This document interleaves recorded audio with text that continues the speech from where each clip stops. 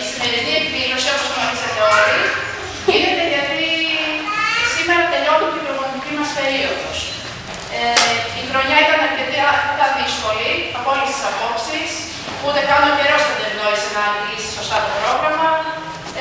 Κάποιες ιώσεις ταλαιπώρησαν τα παιδιά, αλλά ευτυχώς τώρα είμαστε εντάξει. Το πρόγραμμά μας περιλαμβάνει αρχικά κάποιες ασκήσεις σε τάφους. Στη συνέχεια κάποια παιδιά θα κάνουν ασκησούλες στο δύσιβο και στην παγό ισορροπίας.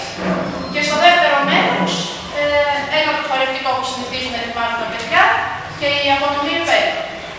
Ελπίζουμε να περάσετε καλά και θα τα πούμε και στο τέλος. Γεια σας!